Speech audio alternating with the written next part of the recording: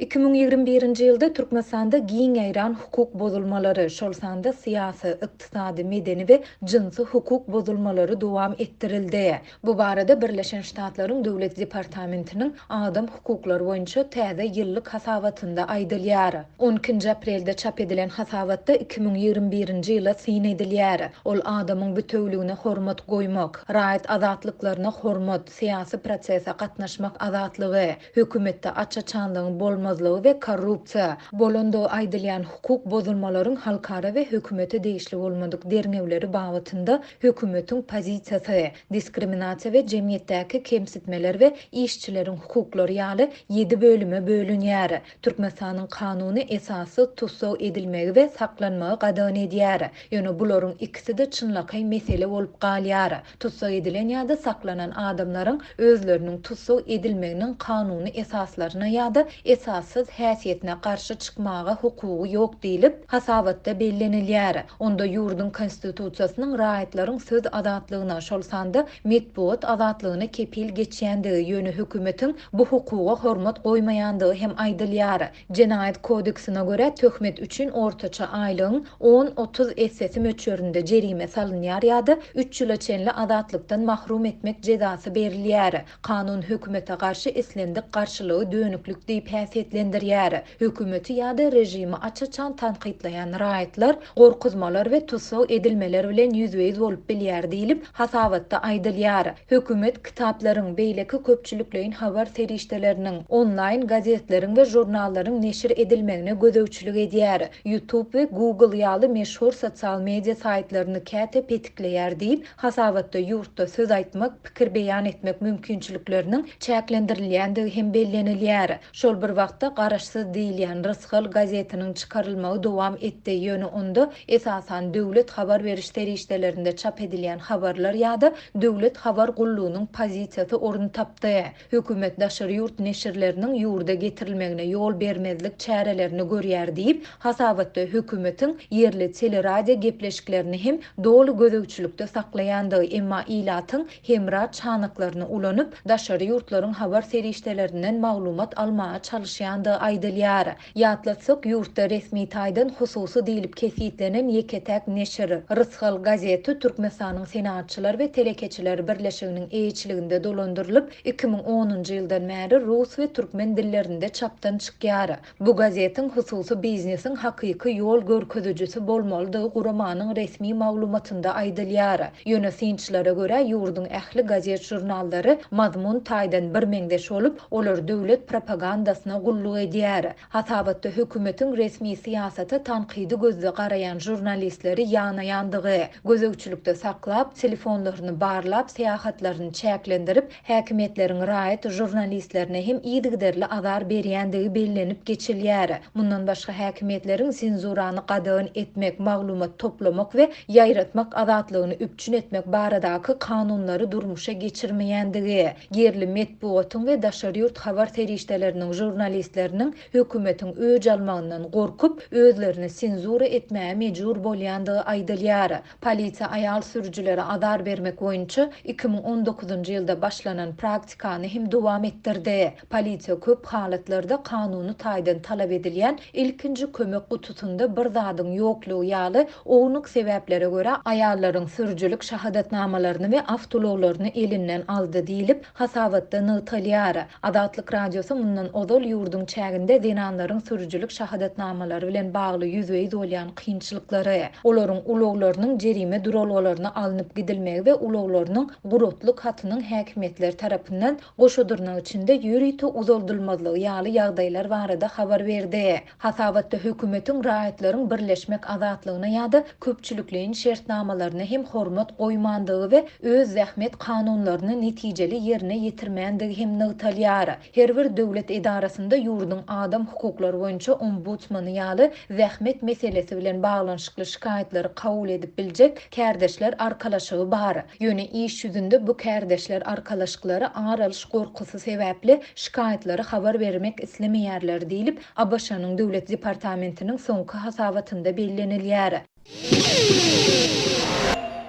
Türkmenistandan Ortiyada gitmegiň ýene bir ýolunyň Türkiýanyň üstünden geçýänligi ma'lum boldy. Bu mümkinçilik barada Ortiýadyň Aşgabatdaky konsullugy habar berýär. Ortiýadyň konsullugynyň Telegram kanalynda 20 aprelde Türk howa ýollarynyň uçarynyň Türkmenistandan uğraýanlygy habar berildi. Ortiýadyň konsullugynyň Telegram kanalynda 14 aprelde çap edilen bu maglumata görä 20-nji ýylyň 20 aprelinde Türk howa ýollary Istanbul Türkmenbaşy Istanbul ugrunda uçuşy planlaşdyrýar. Hat geňişliğin maglumaty üçin Türk howa ýollarynyň kassasyna ýüz tutmagyňyzy haýyş edýäris diýip Ortiýat Federatsiýasynyň Türkmenistandaky konsullugynyň habarynda aýdylýar. Ortiýadyň Türkmenistandaky ilçihanasynyň web sahypasynda uçuşlar barada maglumat ýok. Ýöne bu ýerde wiza almagyň düzgünleri çap edilipdir. Soňky ýyllarda Türkmenistandan gitmek isleýän türkmen raýatlarynyň sany artmak bilen boldy. Türkmenistany terk etmeň ýollarynyň biri Ortiýada göçmäge hukuk berýän statusy almakdan ibarat. Ortiýa Türkmenistany terk etmek isleýänler üçin Ortiýada göçmäge hukuk berýän statusy hödürleýär. Şu gün Türkmenistan bilen beýleki ýurtlaryň arasynda ýygyderli gatnawlar henizem ýok. Bu ýagdaýda ýurtdan çykmagyň ýa-da girmegiň ýeketäk ýoly charter uçuşlary bolup durýar. Şeýle uçarlara minmek tertibi ilçihanaların sanawlary esasında görülýär. Mundan öň Ortiýada charter uçuşlary Ortiýadyň S7 aviakompaniýasy gurapdy. Ýöne ýakynda Ortiýada garşy girdilen halkara sanksiýalar sebäpli S7 daşary ýurtlara uçmagyny besetdi. Garaşy Türkmen News näşriniň habaryna görä, Türkmenistandan Ortiýat Federasiýasyna aýda ortaça 3-4 charter uçary guralýardy. Biletleriň bahasy $400 töwereginde. 7 aprelde Ortiýadyň Türkmenistandaky konsullugy Türkmenistandan Ortiýata uçuşy Türkmenistan aviakompaniýasynyň guraýanlygyny we biletin bahasynyň $600 barabardygyny habar berdi. Azatlyk radiosynyň habarçylarynyň 10 aprelde aýtmagyna görä, häzir bir biletin bahasy $612 durýar. Biletleriň puly Amerikan dollarynda talap edilýär. Bahalaryň şeýle ýokarlanmagyndan we pulu resmi çalşyk kursundan däldi. Düňe dollarda tölemek talaplaryndan adamlar gaharlanýar. Ýurtuna gidýänler aňyrçak derejede talanýar. Dip çeşmeýdär. Ozalkydak Türkmenistandan Ortiýada uçar 8 aprelde boldy. Türkmenistan aviakompaniýasynyň uçary şonda Aşgabat Moskwa ugry boýunça gatnawy amalaşyrdy. Şol gün 8 aprelde Türkmenistan aviakompaniýasy Belarusdan hem uçuş amalaşyrdy. Şonda Türkmen News habar terişdesi Türkmenistanyň daşary işler ministrligindäki çeşmelerine salyglanyp şol uçaryň Aşgabatdan Moskwa we Ortiýatdan gaýdyp barýarka Belarusiýa baryp ýolagçylary Minskden Türkmenistana alyp baranlygyny habar berdi. Belarusdan Türkmenistana uçuşyň Türkmen hökümetiniň buyrugy bilen guralanlygy habar berildi. Şol uçara degişli bolan ýene bir ýagdaý ol Minskden Türkmenbaşy soňra Türkmenawat şäherine 9 aprelde ýagny garaşylşyndan bir gün soň bardy uçaryň gijikmegine galyp bomba howpy esasında onuň Minskden uçan soň ýene-de ýygyna gaýdyp barlygdan geçmeli bolmagy sebäp bolupdyr. 2 ýyldan gowrak wagt bäri Türkmenistandan gaýtmak we ýurda barmak üçin adaty howa gatnawy ýok. Türkmenistan koronavirus pandemiýasy sebäpli 2020-nji ýylyň mart aýynda beýleki ýurtlar bilen ýygyderli howa gatnawlaryny beseden soň Türkmenistany terk etmek ýa-da ýurda barmak isleýänler teýrek charter uçurlaryna garaşly bolmagyna galýarlar. Balkan vilayetinin ilatı bazarlarda ağzı karitlarının gymmatlamagy we bankomatlarda nağd pul yetmezçiligi bilen nowatdaky gezek ýüzeýi bolýar. Ağzı gymmatçylygynyň we nağd kynçylyklarynyň arasynda ýurdun beýleki sebitlerinde bolşýaly Balkanda hem internetiň tizligi düýbünden pese gaçdy. Bu maglumatlar Prezident Serdar Berdimuhammedowyň Balkana etmegine garaşylýan saparynyň ýygy süýçürilendiği barada habarlaryň gelip gowşýan mahalyna gabat geldi. Balkana habarçylarymyzyň sözlerine görä Türkmenbaşy şäherinde yer almanyň, soğanyň we pomidoryň bahasy 25 göterim gymmatlady. Etiň 1 kilogramy 65 manatdan 78 manada, çylky etiň bahasy 90 manatdan 115 manada ýokarlandy. Türkmenbaşynyň ilaty adyk gymmatçylygy bilen bir wagtda bankomatlarda nağd pul yetmezçiligi bilen hem ýüzbeýiz bolýar. Musulmanlar üçin mukaddes hasaplanýan oraza aý dowam edýän mahaly azyk gymmatçylygy we bankomatlarda pul goýulmazlygy şäher ilatynyň problemasyna öwrüldi. Diýip yerli ýaşaýjylaryň biri anonimlik şertinde 14 aprelde gurrun berdi. Habarçylarymyzyň maglumatlaryna görä häkimetler döwlet tarapyndan ilaty subsidiýalenen bahadan berilen un, ýağ we tok eti ýaly önümleriň bahasyny bazar nyrhlary bilen deňeşdiren soň häzirki wagt yerli ýaşaýjylar arzan harit gözlegine düşýärler. Bir litr paxta yağı hem 37 manada çenli qımmatladı. Onun döwlet bahasy 3,5 manada barabardy. Bazarlardaky we dukanlardaky karantin çäklendirmeleri sebäpli teker üstündäki bazarlar hem peýda boldy, emma ardan harit hiç ýerde ýok. Deyip yerli yaşayıcı sözünü cemledi. Sonky 2 ay çemesi wagtyň dowamında Türkmenistanda azyk haritleriniň bahalary durnuksuz bolmagynda galýar. Häkimetler 12 martda geçirilen prezident saýlawlarynyň öňýanynda käbir azyk önümleriniň şol sanda yerli kärhanalar tarapyndan öndürilen ýumurtga, şireli içkiler ýaly haritleriň bahalaryny birneme arzanlatdy. Emma 15 martda saýlawdan 3 gün geçip geçmeýän habarçylarymyz arzan haritleriň gaýtadan gymmatlandy, ardan towuk budunyň we çöregiň satuwdan ýitendigini habar berdiler. Adyk gymmatçylygynyň we nalt yeter yetmezçiliginiň arasynda ýurdun beýleki sebitlerinde bolşýaly Balkanyň ilaty hem internetiň tizliginiň düýbünden pese gaçmagy bilen hem ýüzüýüz bolýar. Häkimetler VPN usullaryna garşy göreşini hem güýçlendirýär. Balkanda VPN gurnap berýän usullara soňky sapar duýduruş berildi. Milli howpsuzlyk ministrliginiň kiber howpsuzlygyna gödäwçilik edýän resmileri olara döwlet sırlaryna howp awandyrmak, maglumat syzdyrmak aýyplamalarynyň ýüklenjekdigi barada haýwa tatýarlar diýip ýagdaýdan habarly çeşmämiz 12 aprelde habarçymyda gurrun berdi. Türkmen hökümeti ýurtda iri sosial torlary, garaşsyz habar serişdeleriniň web saytlaryny petikli saklamakda tanqid edilýär. Internet ulanjylary garaşsyz maglumat almak üçin internet petigini böwsýän gurallardan şol sanda dürli VPN'lerden peýdalanýarlar. Ýurtda telefon usullary ýa-da telefondan baş çıkaryan käbir hünärmenler telefonlara VPN'leri gurnap berip gazanç edýärler. Ýatlasak 12 aprelde ýurdun dürli künjeginden habarçylarymyz tutuş Türkmenistan boýunça internetiň tizliginiň düýbünden pese gaçandygyny we VPN hyzmatlarynyň tas ählisiniň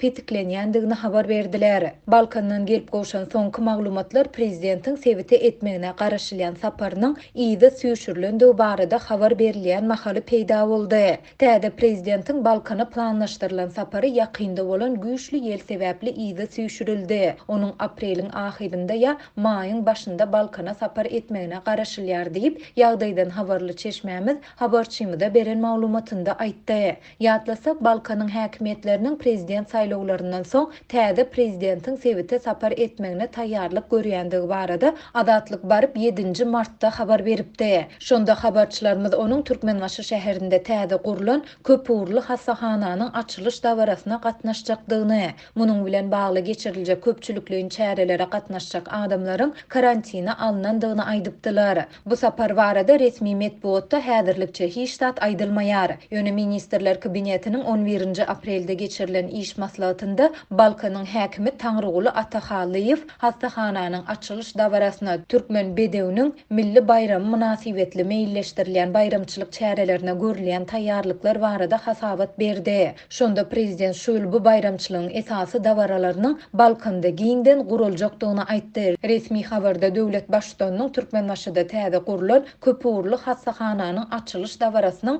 ýokary derejede geçirilmegini üpçün etmeyi hem tawşyrandygyny ýytyldy. Ýöne onda prezidentiň bu çärelere gatnaşmak üçin sebite sapar etjekdigi ýa etmejekdigi barada hiç zat aýdylmady. Türkmenistanyň häkimetleri we döwlet media serişdeleri ýurt ýolbaşçylarynyň we resmileriniň ýurdun sebitlerine etjek saparlary barada öňünden hiç ýyly habar bermeýärler. Şol sebäpli ýurt resmileriniň sebitleri planlaşdyrýan saparlarynyň amala aşjakdygy ýa aşmajakdygy soňky pursada çenli nämälim bolup galýar.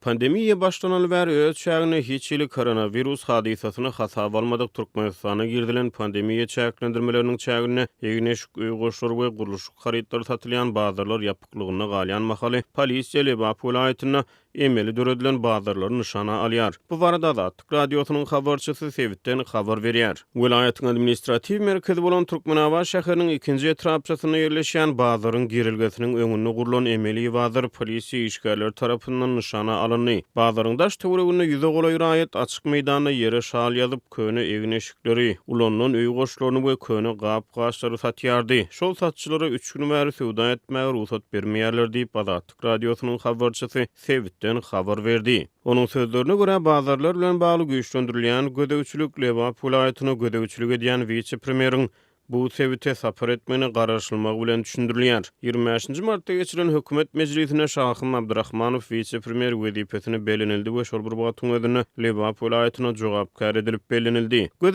tutulan bu sapar bilen baglykda Türkmenabat şäherine ähli bazarlar 11-13 aprel aralygyna ýapylmaly edildi. Vice-premierin gelip gelmejegi ýa-da onuň ýam gelip gidenligi belli bolmady diýip Türkmenabatda bir Çeşmelatlyk radiosynyň habarçysyna gurrun berdi. Habarçymyz Türkmenabatdaky emeli bazaryň bellenen seneden bir gün soň 13 aprelde henizem ýapyklygyna galýanyny habar berdi. Könegin eşik satyp günü güdüren aýlayan satçylar şu 13 aprelde ikinji bazaryň gabadyna ýere şal ýazyp söwda etmekçi bolanlaryny polisiýa tarapyndan kowuldy diýip habarçymyz aýtdy. Habarçymyz günü güdüren şertleri agyrlaşan yerli ýaşaýjylaryň emeli bazarda öýü goş we dürli hojalyk haritlaryny satyp eklenje edýänliklerini ýene bir gezekne utady. Emeli bazara çykýan satçylardan döwletiň salgyt tüzgünlerine tabinlik talap edilmeýär. Olaryň sowdasy resmileşdirilmeýär. Bu satçylardan hiç ýyl yer salgydy alınmaýar. Esenlik adam ýere şal ýazyp öýlerine könülen haritlaryny ýa-da täze haritlaryny satyp gün görýärdiler diýip habarçy aýtdy. Ýurtda ýaramadaşan ykdysat şertleriniň fonuny bazar gadaganlygynyň dowam etmegi yerli ýaşaýjylar alada goýýar. Bazarlaryň ýapyk galmagy